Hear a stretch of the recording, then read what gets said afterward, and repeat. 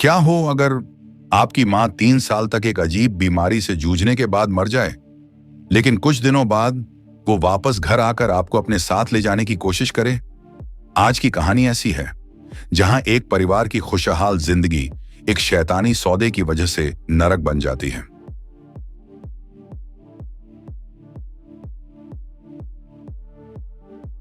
रिनी अपने पिता, बीमार मां, दादी और 3 भाइयों टोनी, बॉन्डी और छोटे 6 साल के इयान एट के साथ एक पुराने डरावने घर में रहती है। ये घर कब्रिस्तान के पास है और रात के समय यहाँ की खामोशी कानों में चीख बनकर गूंजती है।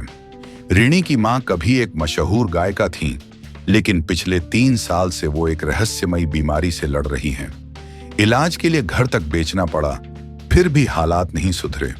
पैसे खत्म हो चुके हैं, परिवार टूट चुका है और अब बस एक डर बाकी है, मां का जाना। आखिरकार एक रात रिनी की मां की मौत हो जाती है। घर में मातम पसर जाता है, लेकिन इसके बाद अजीब चीजें होने लगती हैं।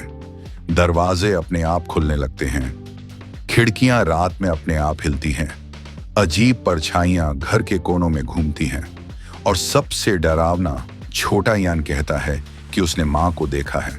रिनी को शक होने लगता है। वो हेंद्र से मिलती है, जो पास के धार्मिक उस्ताद का बेटा है। हेंद्र उसे बताता है कि ये सब साधारण नहीं है। वो बताता है कि रिनी की मां बांझ थी और संतान पाने के लिए उन्होंने एक शैतानी पंथ, सैटेनिक कल्ट में शामिल होकर शैतान के साथ सौदा किया था। सौदे की शर्त थी कि जब इयान 7 साल का होगा, उन्हें उस लड़के को कुर्बान करना होगा। अब घर में अदृश्य ताकतें हावी हो चुकी हैं। रात में अजीब आवाजें सुनाई देती हैं, दीवारों पर खून जैसे धब्बे बनते हैं और इयान के कमरे के पास हमेशा ठंडी हवा बहती रहती है। रिनी और उसके भाई डरे हुए हैं।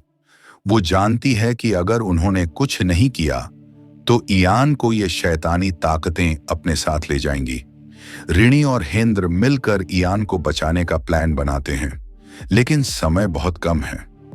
सच्चाई तब सामने आती है जब रिनी को अपनी दादी की पुरानी डायरी मिलती है। उसमें लिखा होता है कि सिर्फ मां ही नहीं, बल्कि पूरे परिवार का इस शैतानी पंथ से पुराना रिश्ता है।